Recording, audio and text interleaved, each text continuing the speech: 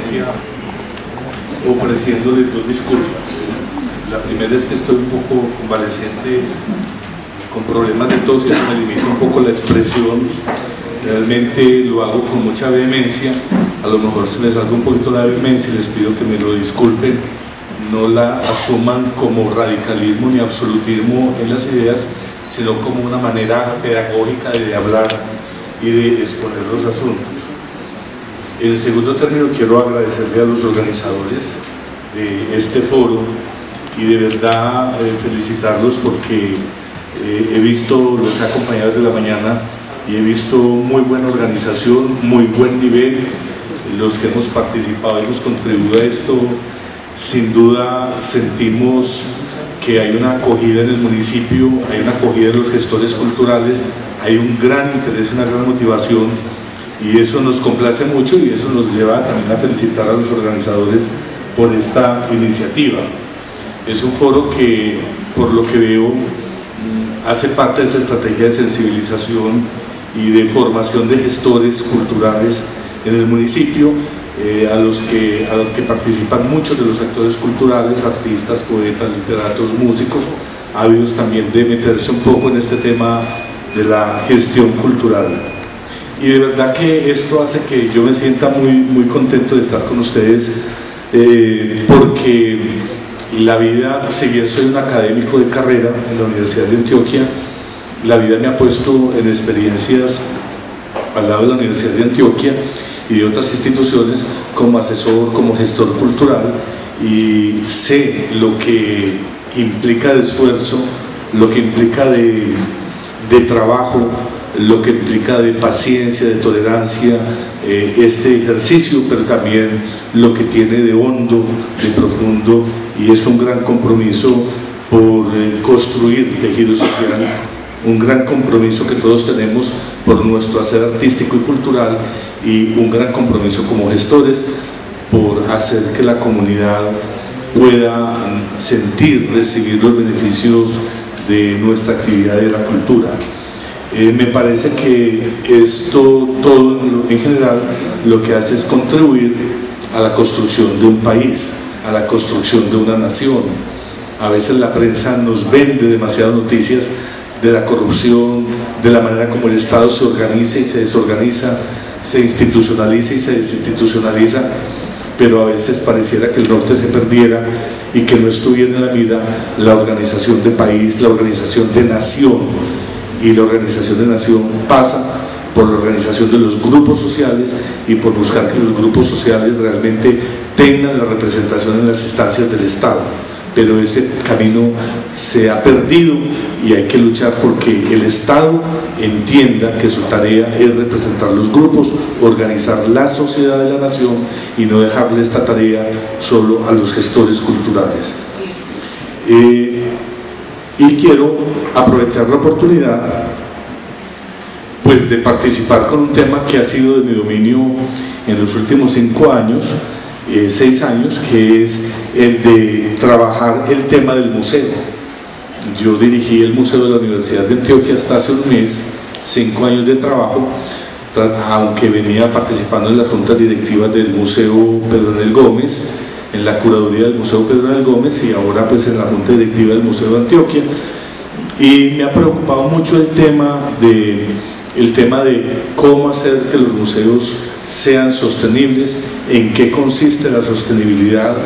y si es necesario socialmente que un museo sea sostenible. Yo les voy a presentar unas ideas muy generales en esta exposición, aunque muy académicas. Les voy a pedir un poquito de acompañamiento en estas reflexiones académicas, porque es que el campo de los museos y el campo del patrimonio en el país es un campo todavía inexplorado. Es como hablaba el conferenciante anterior, es un mercado todavía en construcción,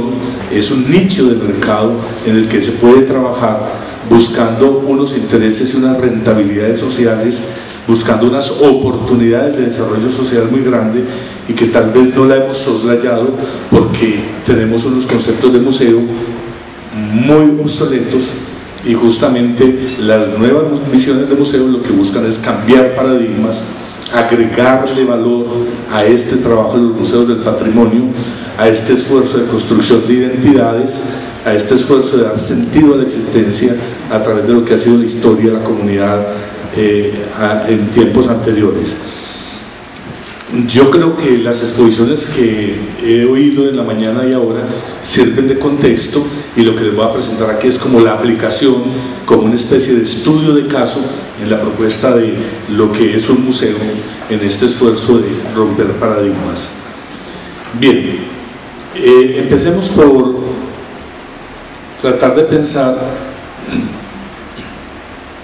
pasamos a la postura, tratar de pensar lo que es el contexto en el que nos movemos los museos. Más adelante les voy a hablar de una noción de museo y criticar el concepto que tenemos, y luego pensar, hacer unas consideraciones sobre la posibilidad de considerar un museo como una empresa cultural. En primer término, lo que ha sido de los museos en el mundo, lo que haya sido de su tarea, misión, visión, ese proceso entró en crisis en la década del 80 y del 90, y no hemos logrado salir de esa crisis. Cuando se analizan todas las teorías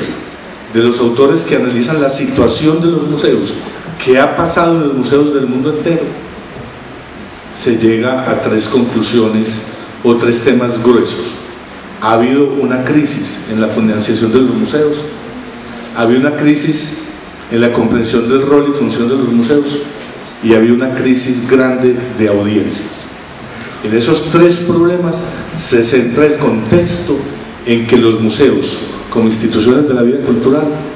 están inmersos aún en el día de hoy. Quizá para nosotros en Colombia, donde el tema de los museos está un poco, digamos, la reflexión y la consideración de los museos un poco atrasada, nosotros todavía vemos la palabra museo como una palabra de prestigio, como una palabra de marca. Decir museo es como una marca que se le adhiere a algo y que ya de por sí imprime un sello cultural, un sesgo patrimonial, un sesgo de valoración y de legitimación de patrimonios y de herencias que han estado en el pasado. Y ese concepto ha entrado obviamente en crisis del 80, y nosotros aquí en Colombia como que poquitos nos hemos dado cuenta de esa crisis que se está dando en ese paradigma y en esa noción de museo. En el primer fenómeno vamos a ver lo que caracteriza la crisis, y luego veríamos unas posibles soluciones. La crisis de los museos a nivel mundial se ha dado fundamentalmente porque los estados y los mecenas se han apartado de los museos. En Estados Unidos, en Europa, en Londres, en Francia, el Estado ha disminuido paulatinamente los apoyos, y en Colombia también a menor escala se ha sentido eso. Han disminuido el apoyo a los museos porque se les ha pedido otro tipo de actividades, y porque se les ha pedido también que los museos deben volverse sostenibles, o por lo menos contribuir en gran parte a la autosostenibilidad del museo.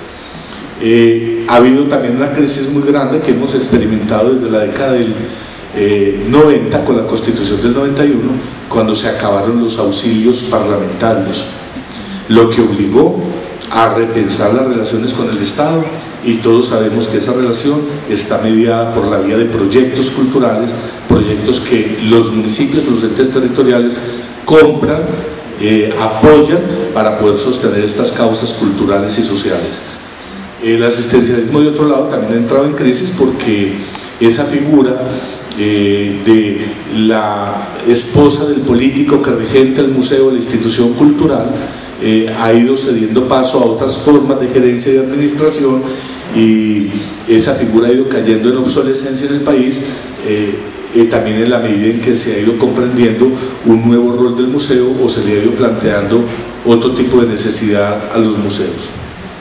La crisis de la institución museo y su rol.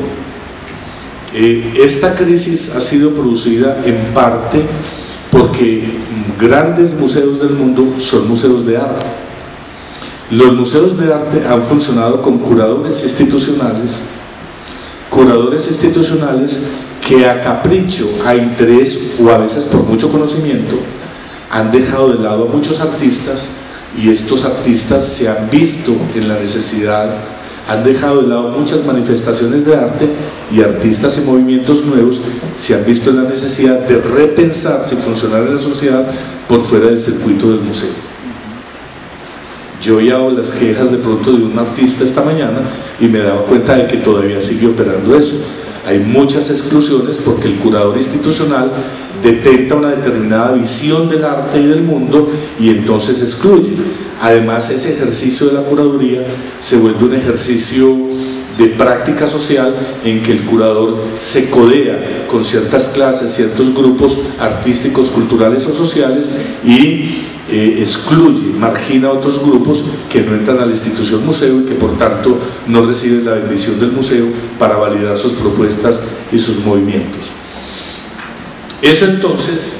esa institución entró en crisis en los 80 y el 90 y se está dando a nivel general. La crisis del curador, la posición contra el museo. Pero eso llevó, por ejemplo, que en la década del 80 principalmente, manifestaciones modernas y contemporáneas del arte llevara a que se abrieran nuevas galerías, museos de arte moderno, museos de arte contemporáneo, para recibir y exponer esas nuevas propuestas. Pero el hecho de que se haya cuestionado la hegemonía del museo, su papel patrimonializador, su papel de bendecir y convertir en oro el arte que se expone en su museo, fueron los mismos movimientos artísticos los que cuestionaron esa hegemonía, y el museo se ha visto en la obligación de repensar su ejercicio, y eso es lo que tal vez más mella y crisis ha hecho en la institución museo. No puedo ampliarme mucho porque el tiempo es limitado. El tema de la crisis del curador institucional que entró en crisis también se debe a ese mismo factor, y en parte a lo siguiente, que las nuevas prácticas culturales y las nuevas prácticas artísticas han obligado en el mundo a generar otros circuitos de circulación del arte, en que el curador institucional, que es el conservador de la colección, que es el administrador de la colección, empieza a perder hegemonía. Ya el curador institucional no tiene mayor sentido, a menos que conciba su papel como un curador que establece unas interpretaciones y nuevos diálogos de la colección con el mundo de la cultura exterior. Pero ese papel de que yo lo nombro curador y usted decide que entra y que no entra al museo, ese papel hegemónico está siendo muy cuestionado y está casi que siendo barrido del panorama de los museos. Otra de las crisis grandes en que entró el concepto del museo es la crisis del Museo Nacional. Recordemos que el Museo de Colombia, el Museo Nacional de Colombia, se crea en 1808, 10, no me acuerdo cuándo, y muy a la manera del Museo del Louvre. Cuando se produce la Revolución Francesa, la clase burguesa ascendente derrota a la monarquía, se apropia de los patrimonios y dice: estos no son más patrimonios de los ricos, de los monarcas, de los nobles, esto es patrimonio del pueblo. El Louvre se convierte en un museo nacional y ahí vamos a guardar los tesoros del pueblo, aquello que es representativo de la nación, y vamos a reunir en el Museo de la Nación aquellas piezas, obras, objetos, documentos, fotografías que representen la historia de la nación. Pero ¿qué preguntas se le hacen al museo en la década del 80? ¿De qué nación hablamos? Si los que hubieran ganado fueran los españoles, ese Museo de la Nación sería el mismo. Si los que hubieran triunfado no fueran las clases burguesas locales, sino que el poder estuviera en manos de las clases agrarias o campesinas u obreras, ¿qué historia contarían los museos nacionales? Luego, cuando se interroga por el papel de la historia, el carácter historiador del Museo Nacional, y se muestra que el Museo Nacional lo que ha sido es defensor de una ideología, de una manera de pensar el Estado, de una manera de pensar la nación triunfante, que es la manera de las burguesías dominantes. En ese momento el museo también, el rol del Museo Nacional entra en crisis, y entonces viene la pregunta: ¿qué museos vamos a hacer que no sean nacionales? ¿Cuáles son las ideologías